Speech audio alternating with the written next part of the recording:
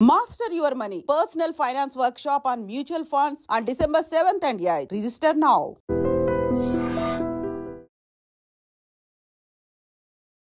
Hi hello నమస్తే welcome back to iDream media. ఈరోజు మనతో ఉన్నారు ఇమిగ్రేషన్ కన్సల్టెంట్ అలాగే EB5 వీసా ఎక్స్పర్ట్ అయిన ఆదిత్య మల్లెల గారు. సార్తో మాట్లాడదాం.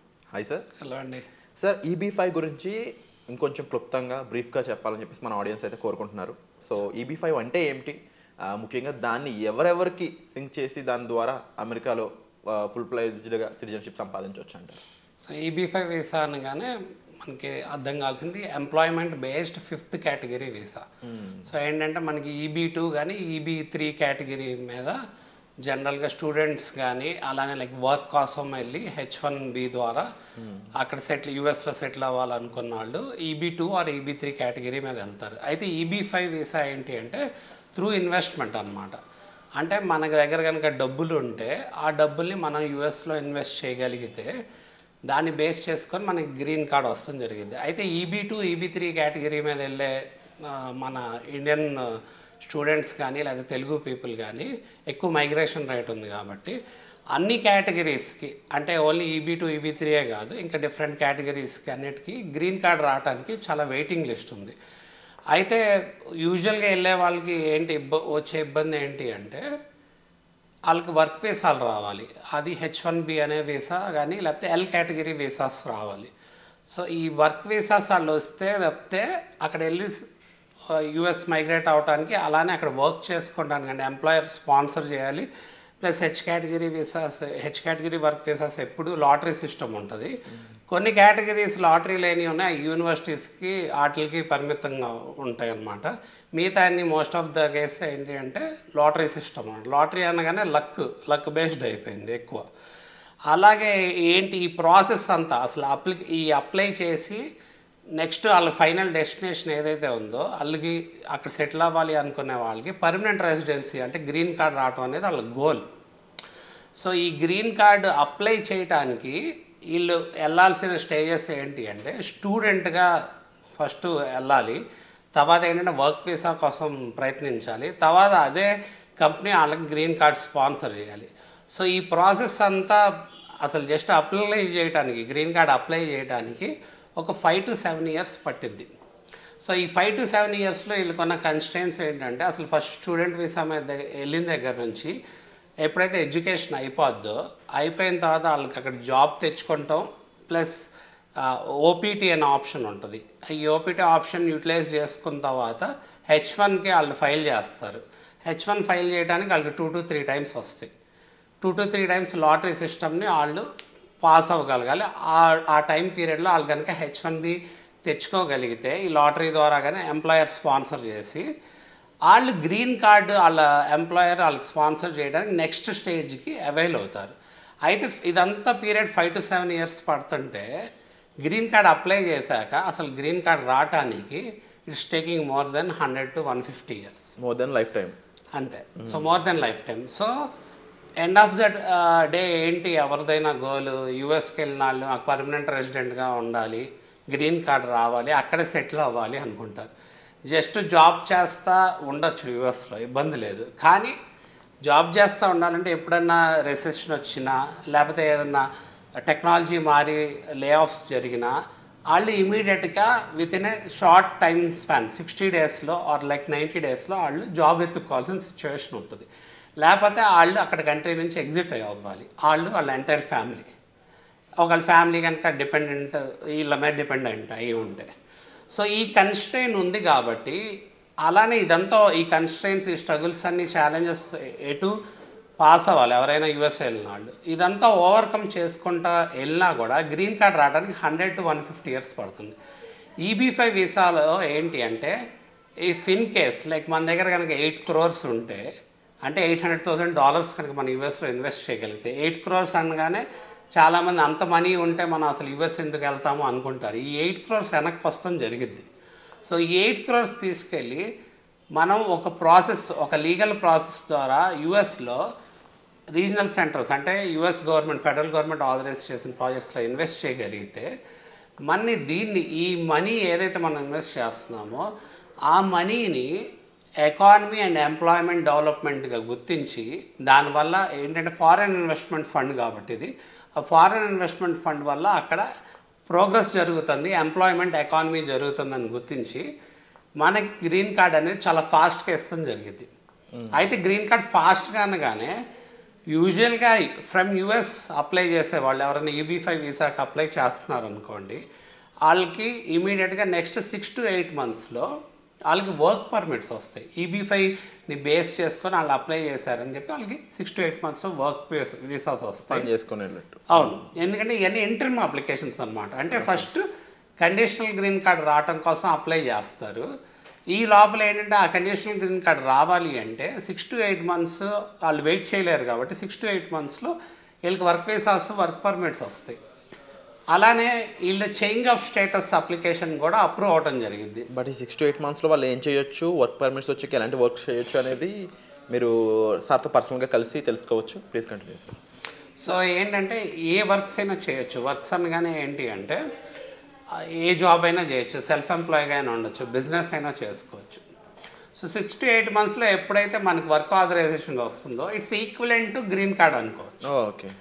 ఎందుకు అంటే అక్కడికి వెళ్ళినాళ్ళు వర్క్ వీసాస్ గురించి ఛాలెంజ్గా భావిస్తున్నారు కాబట్టి ఇప్పుడున్న సిచ్యువేషన్లో లాటరీలు అసలు వస్తాయో లేదా, వర్క్ వీసాస్ ఎలా ఉన్నాయి అంటే ఎన్ని వీసాస్ ఉన్నాయో అంతకంటే 5 to 10 times ఎక్కువ మంది అప్లై చేసే వాళ్ళు ఉన్నారు. సో దానివల్ల చాలా కన్స్ట్రైన్ ఉంది. So it's luck and probability అయిపోయింది. అదే EB5 వీసాలో ఏంటి అడ్వాంటేజ్ ఏంటంటే ఎప్పుడైతే EB5 వీసా మనం అప్లై చేస్తున్నామో మనకి ఫస్ట్ వర్క్ పర్మిట్స్ వస్తాయి. ఒక్కోసారి there are situations according to new law 2022 reforms and integrity ఆ ప్రకారం 3 to 6 monthsలో కూడా వర్క్ ఆథరైజేషన్స్ వచ్చినాయి అన్నమాట. సో ఐడియల్గా మనం లెట్స్ సే 6 to 8 months అని అనుకుందాం. 6 to 8 monthsలో మీకు వర్క్ ఆథరైజేషన్స్ వస్తుంటే ఫస్ట్ మీకు ఫుల్ఫిల్మెంట్ ఏదైతే కావాలో వర్క్కి రిలేటెడ్ ఫుల్ఫిల్మెంట్ అది జరిగిపోయింది. సో ఎప్పుడైతే మీకు 6 to 8 monthsలో వర్క్ పర్మిట్స్ వస్తున్నాయో మీరు జాబ్స్ మారచ్చు, ఏ జాబ్ అయినా చేసుకోవచ్చు, లేకపోతే ఆల్ అక్రాస్ US ఎక్కడైనా జాబ్ చేయొచ్చు. అది మీకు ఫుల్ఫిల్ అయిపోయింది. నెక్స్ట్ మీ కండిషనల్ గ్రీన్ కార్డ్ అనేది నెక్స్ట్ 12 months to 24 monthsలో అప్రూవ్ అయింది కొత్త లా క్రింద. సో ఎప్పుడైతే కండిషనల్ గ్రీన్ కార్డ్ అప్లై అయిందో it's very equivalent to green card అనమాట. సో ఆ కండిషనల్ గ్రీన్ కార్డ్ మీకు మీ ఎంటైర్ ఫ్యామిలీకి అప్రూవ్ అవటం వల్ల అడ్వాంటేజ్ ఏంటంటే మీరు గ్రీన్ కార్డ్ హోల్డర్గా భావిస్తాం జరిగిద్ది. సో నెక్స్ట్ స్టేజ్ ఏంటి అంటే ఈ కండిషనల్ గ్రీన్ కార్డులో మనం ఇన్వెస్ట్ చేసిన డబ్బులు ఏవైతే ఉన్నాయో 8 crores, అలానే ఆ 8 crores వెనక్కి వస్తాయని చెప్పుకున్న 8 crores ఏవైతే ఉన్నాయో ఆ 8 crores వల్ల అక్కడ ఎకానమీ ఎంప్లాయ్మెంట్ జరిగిందని గుర్తించి ఆ గుర్తించే బాధ్యత కూడా ఎవరిది, రీజనల్ సెంటర్స్ ద్వారా మీరు మనీ ఇన్వెస్ట్ చేస్తారు కాబట్టి ఆ మనీ ప్రాజెక్ట్లోకి వెళ్ళి అక్కడ ఎంప్లాయ్మెంట్ జరిగిద్ది, ఇన్ఫ్రాస్ట్రక్చర్ డెవలప్మెంట్ జరిగిద్ది, ఎకానమీ అనేది జనరేట్ అవుతుంది. అంటే ఎంప్లాయ్మెంట్ మీ ద్వారా జరిగి అక్కడ అభివృద్ధి జరిగిందని గుర్తించి మీ కండిషన్స్ గ్రీన్ కార్డులో 12 to 24 monthsలో వచ్చే కండిషనల్ గ్రీన్ కార్డులో కండిషన్స్ రివోక్ చేసి మీకు పర్మనెంట్ రెసిడెంట్ గ్రీన్ కార్డ్ ఇస్తాం జరిగింది. అంటే కండిషనల్ గ్రీన్ కార్డ్ ఏదైతే అప్లికేషన్ మీరు పెట్టుకున్నాక కండిషనల్ గ్రీన్ కార్డ్ వస్తుందో 12 to 24 monthsలో అక్కడి నుంచి నెక్స్ట్ 2 years ఎండ్ అయ్యే లోపల అంటే 3 months బిఫోర్ ద 2 years ఎవరైనా సరే రివోకేషన్ ఆఫ్ కండిషన్స్ పెట్టుకోవచ్చు. అప్పుడు రివోకేషన్ పెట్టుకున్నప్పుడు ఆ కండిషన్స్ రివోక్ అయ్యి మీకు పర్మనెంట్ రెసిడెంట్ గ్రీన్ కార్డ్ వస్తుంది జరిగింది. కంప్లీట్ కండిషనల్స్ క్లోజ్ అయిపోయి పర్మనెంట్ రెసిడెంట్ గ్రీన్ కార్డ్ వస్తుంది జరిగింది. అంటే ఈ ప్రాసెస్ అంతా ఎంత టైం పట్టింది అంటే మనకి 5 years పట్టింది. ఓకే, అలాగే మీరు కండిషనల్ గ్రీన్ కార్డ్ రాగానే అప్పుడే మీరు సిటిజన్షిప్ కనుక అప్లై చేసుకోగలిగితే ఈ EB5 ప్రాసెస్లో మీకు పర్మనెంట్ రెసిడెంట్ గ్రీన్ కార్డ్ వచ్చాక మీకు సిటిజన్షిప్ వచ్చే అవకాశం ఉంటుంది అన్నమాట.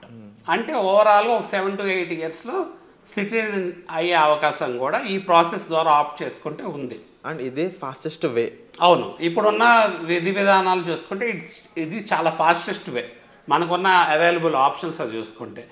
ఎందుకు అంటే వేరే చోట 5 to 7 years జస్ట్ అప్లై చేస్తానికే పడుతుంది. అంటే నువ్వు వెళ్ళి యూఎస్లో అక్కడ చదువుకుంటాను కానీ లేకపోతే వర్క్ ద్వారా వెళ్తే ఆ వర్క్ ఆ ఎంప్లాయర్ అక్కడ సెటిల్ అవటానికి కానీ నీ వర్క్ అక్కడ స్టెబిలైజ్ అయినాక నీ ఎంప్లాయీ నీ గ్రీన్ కార్డ్ ఫైల్ చేయటం కానీ ఈ ప్రాసెస్ అంతా తీసుకుంటే 5 to 7 years జస్ట్ అప్లై చేయడానికి పడితే గ్రీన్ కార్డ్ రావడానికి 100 to 150 years పడుతుంది.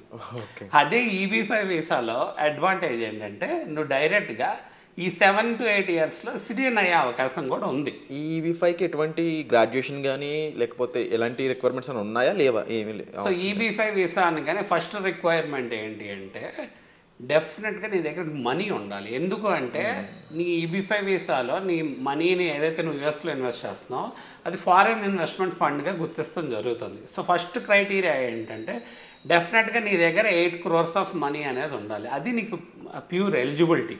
సో 8 crores అనేది మళ్ళీ మనకి వెనక్కి వస్తాం జరుగుతుంది కదా. సో 8 crores కూడా ఏంటంటే legal source of money, documented source of money అయి ఉండాలన్నమాట. ఆ జాగ్రత్తగా డాక్యుమెంటేషన్ చేసుకుంటాం అనేది ఒక మేజర్ స్టెప్. అలానే డిఫరెంట్ స్టేజెస్లో డిఫరెంట్ అప్లికేషన్స్ ఫైల్ చేయాలి EB5 వీసాకి. సో ఆ అప్లికేషన్స్ ఏంటి అంటే EB5 వీసా కింద క్వాలిఫై అవడానికి, అలానే ఏంటంటే మీ కండిషనల్ గ్రీన్ కార్డ్ EB5 వీసాని బేస్ చేసుకొని రావడానికి, నెక్స్ట్ ఈ లోపల మీకు ఇంటిమ్ అప్లికేషన్స్ కింద work authorisation, change of status, అలానే ట్రావెల్ పర్మిట్ అంటే మీరు ట్రావెల్ ఎక్కడైనా చేయడానికి outside of the US కూడా ట్రావెల్ చేయడానికి మీకు ట్రావెల్ పర్మిట్, ఇలాంటి అప్లికేషన్స్ ఫైల్ చేయటం అనేది జరిగిద్ది అనమాట. మోర్ ఓవర్ ఇందాక చెప్పినట్టు రివోకేషన్ ఆఫ్ కండిషన్స్ చేసినప్పుడు పర్మనెంట్ రెసిడెంట్ గ్రీన్ కార్డ్ వస్తుంది. సో ఇది స్టేజెస్ అనమాట.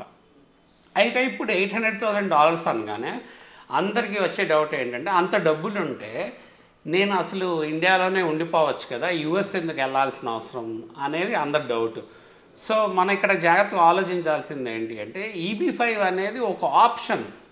సో ఈ ఆప్షన్ని మీరు ఆప్ట్ చేసుకుంటారా లేదా అనేది it's up to the viewers or like వాళ్ళ ఒక వెల్త్ అక్యుములేషన్ బట్టి, వాళ్ళ ఒక నెట్వర్త్ బట్టి, లేకపోతే వాళ్ళ సేవింగ్స్ ఎర్నింగ్స్ బట్టి, or they capability to take loan or gift or someone sponsoring them అనేది డిపెండ్ అయి ఉంటుంది. సో ఎందుకు ఆప్ట్ చేసుకోవాలి అంటే ఇప్పుడు మనకి చాలా అదర్ ఆపర్చునిటీస్ ఉన్నాయి. మనం USA వెళ్ళాల్సిన అవసరం లేదు. కెనడా వెళ్ళొచ్చు, ఆస్ట్రేలియా వెళ్ళొచ్చు, UK వెళ్ళొచ్చు, ఫ్రాన్స్ వెళ్ళొచ్చు, స్వీడన్ వెళ్ళొచ్చు, లేకపోతే వేరే కంట్రీస్లో కూడా సెటిల్ అవుతున్నారు చాలామంది ఆప్షన్స్. సో ఈ ఆప్షన్నే చూస్ చేసుకోవాల్సిన అవసరం లేదు. డెఫినెట్గా ఏంటంటే అందరూ వేరే కంట్రీస్కి వెళ్ళిన వాళ్ళు కూడా, మైగ్రేట్ అయిన వాళ్ళు కూడా మళ్ళీ US వైపు చూస్తున్నారు. ఎందుకు చూస్తున్నారంటే USలో మోర్ స్టాండర్డ్ ఉంది అని, జాబ్ ఆపర్చునిటీస్ పరంగా కానీ, స్టాండర్డ్ ఎకానమీ పరంగా కానీ, అలానే పవర్ఫుల్ పాస్పోర్ట్. ఇప్పుడు ఏంటంటే డ్యూయల్ సిటిజన్షిప్ అనేది ఆప్షన్ ఉంటుంది. ఇండియాకి మనకి డ్యూయల్ సిటిజన్షిప్ అలో చేయదు, USలో అలో చేస్తారు. ఆస్ట్రేలియా, కెనడా, ఇంకా వేరే కంట్రీస్ కూడా, జర్మనీ కంట్రీస్ కూడా అలో చేస్తాయి. సో అక్కడ సిటిజన్ అవ్వాలి, లేకపోతే అట్లీస్ట్ ముందు పర్మనెంట్ రెసిడెంట్ అవ్వాలి అని ఆలోచిస్తారు ఫైనాన్షియల్ ఫ్రీడమ్ కోసం. ఈ EB5 వీసా ద్వారా ఏంటి అంటే ఎంటైర్ ఫ్యామిలీ కూడా క్వాలిఫై అవ్వటం జరుగుతుంది. సో ఒక $800,000 అంటే ఒక 8 crores మీద ఏవైతే మనం తిరిగి వస్తాయి అని చెప్తున్నామో ఆ తిరిగి వచ్చే 8 crores మీద ఎంటైర్ ఫ్యామిలీ అంటే వైఫ్, హస్బెండ్, 21 years బిలో ఉన్న కిడ్స్ అందరూ క్వాలిఫై అవుతారు. సో అది అడ్వాంటేజ్. అలానే మనకి ఇక్కడ చూసుకుంటే ఎడ్యుకేషన్ కూడా మనం టాప్ లెవెల్ ఎడ్యుకేషనల్ ఇన్స్టిట్యూట్స్కి మన పిల్లల్ని పంపాలని చూస్తాం. మోర్ ఓవర్ ఏంటంటే టాప్ కంట్రీస్లో చదువుకుంటే వాళ్ళకి వచ్చే ఎడ్యుకేషన్, వాళ్ళకి వచ్చే గ్లోబల్ ఎక్స్పోజర్ అలానే ఉంటుంది అని మనం ఎప్పుడైతే భావిస్తున్నామో అలాంటి టాప్ వాటికి ఏం చేస్తాం జరుగుతుంది. దాన్ని బేస్ చేసుకొని ఈ ఆప్షన్ ఒకటి ఉంది, ఈ ఆప్షన్ మనం వాడుకోవచ్చు. ఇంకా మన అందరికీ వచ్చే డౌట్ ఏంటంటే అసలు 8 crores కనుక ఉంటే మన దగ్గర అది ఫిక్స్డ్లోనో లేకపోతే స్టాక్ మార్కెట్ షేర్స్లోనో FDలోనో ఫిక్స్డ్ డిపాజిట్లో పెట్టుకొని దాని మీద మంత్లీ లేకపోతే ఏదైనా ప్రాపర్టీ, కమర్షియల్ ప్రాపర్టీయో రెసిడెన్షియల్ ప్రాపర్టీ కొనుక్కొని మనకి దాని మీద రిటర్న్స్ వచ్చేటట్టు మనం ఏర్పాటు చేసుకోవచ్చు. ప్లస్ మోర్ ఓవర్ ఆ మనీ అనేది అప్రిషియేట్ అయ్యే అవకాశం ఉంటుంది కదా. సో మనం ఎందుకు US వెళ్ళి ఇచ్చేయాలి అని చాలామంది అడుగుతూ ఉంటారు. సో అక్కడ వాళ్ళు ఆలోచించుకోవాలి. అంటే చాలామంది US వెళ్ళాలి, అక్కడ సెటిల్ అవ్వాలి అనుకున్న వాళ్ళ మెంటాలిటీ ఎలా ఉంటుందంటే ఇక్కడ చాలా డబ్బులు ఉన్నా కూడా, క్రోర్స్ ఆఫ్ మనీ ప్రాపర్టీస్ ఉన్నా కూడా అక్కడికి వెళ్ళి గ్లోబల్ ఎక్స్పోజర్ తెచ్చుకోవాలి, నెక్స్ట్ అప్కమింగ్ టెక్నాలజీస్కి ఎక్స్పోజ్ అవ్వాలి, ఎక్స్పీరియన్స్ తెచ్చుకోవాలి, ప్లస్ ఏంటంటే ఒక స్టాండర్డ్ సిస్టమేటిక్ వే ఆఫ్ విధానానికి ఆప్ట్ చేసుకోవాలి అంటే US బెస్ట్ డెస్టినేషన్ అని ఫీల్ అవుతూ ఉంటారు డెఫినెట్గా. సో ఫారిన్ మైగ్రేట్ అవ్వాలి అనుకున్నాను. అందుకే కదా ఇప్పుడు మనకి చదువుకోవటానికి కూడా చాలా లోన్స్ తీసుకొని మరి డబ్బులు లేకపోయినా పంపిస్తూ ఉంటారు. అప్పుడు కూడా మరి ఆలోచించవచ్చు కదా పేరెంట్స్ కానీ లేకపోతే చిల్డ్రన్ కానీ లోన్ తీసుకునేందుకు ఆ లోన్ డబ్బులు కూడా ఏ ఫిక్స్డ్ డిపాజిట్లోనే వేసుకోవచ్చు, దాని మీద బతకచ్చు, అలానే ఏదైనా ప్రాపర్టీలో ఇన్వెస్ట్ చేయొచ్చు. సో ఇది అప్ టు దెమ్ అన్నమాట. ఒక ఇండివిజువల్ ఒక కెపాసిటీ, ఒక ఇంట్రెస్ట్, వాళ్ళ మైండ్ సెట్ బట్టి ఉంటుంది. డెఫినెట్లీ ఒక బెటర్ కంట్రీలో better opportunities, better life style, better outcome and చాలా ఫాస్ట్ ఫార్వర్డ్ ఉంటారు.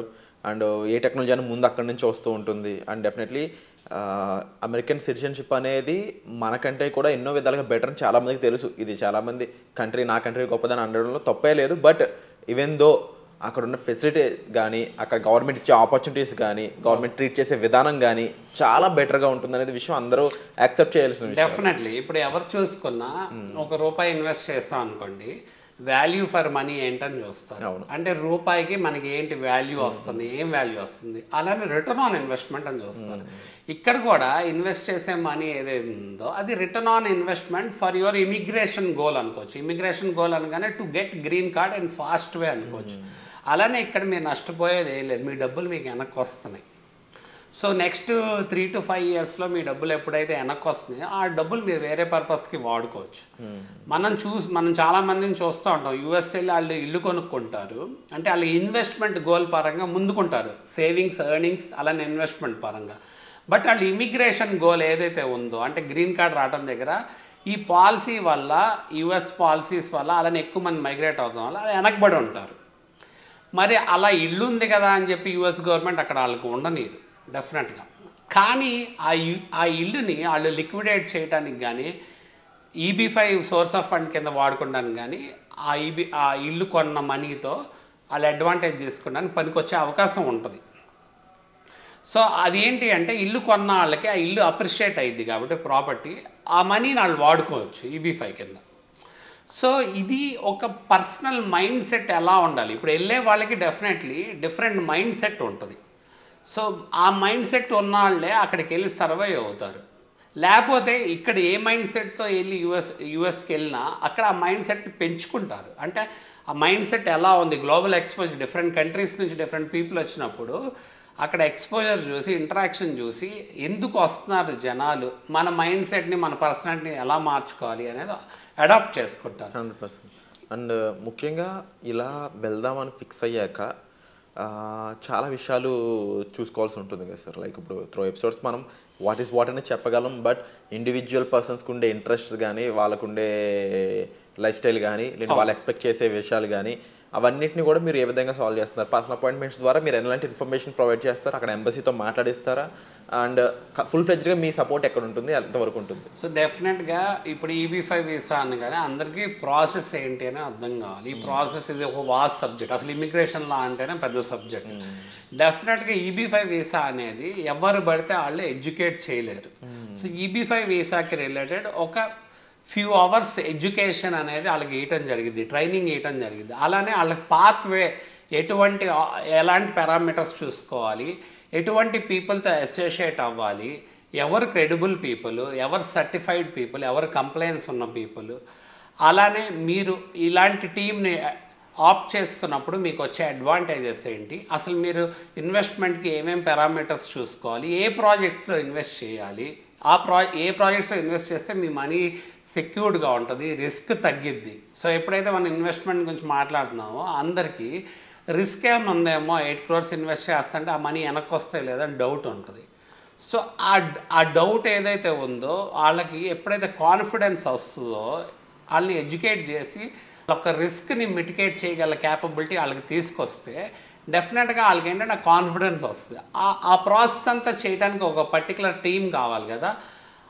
అలాంటి టీం ఎవరు మార్కెట్లో ఎవరు ఉన్నారు అన్నప్పుడు definitely they can look at us అన్నమాట. Wonderful sir. సో మీకు EB5కి సంబంధించి పూర్తి వివరాలే కాకుండా దానికి సంబంధించి ఒక అవర్స్ ఆఫ్ ఎడ్యుకేషన్ అయి ఉండొచ్చు, అండ్ ఆఫ్టర్ సెటిల్ సిట్టింగ్స్ మీరు డైరెక్ట్గా అక్కడ ఉన్న పర్సన్స్తో మాట్లాడడం అయి ఉండొచ్చు, అండ్ ఫుల్ ఫ్లెడ్జ్డ్గా మీరు సార్ నుంచి గైడెన్స్ తీసుకొని ట్రావెల్ చేయాలనుకున్నప్పుడు 100% మీకు అక్కడ సిటిజన్షిప్ వచ్చే వరకు కూడా సార్ హెల్ప్ అనేది మీకు అవైలబుల్గా ఉంటుంది. సో ఒక బెస్ట్ వే కోసం మీరు సార్ని కాంటాక్ట్ చేయొచ్చు. Thank you so much.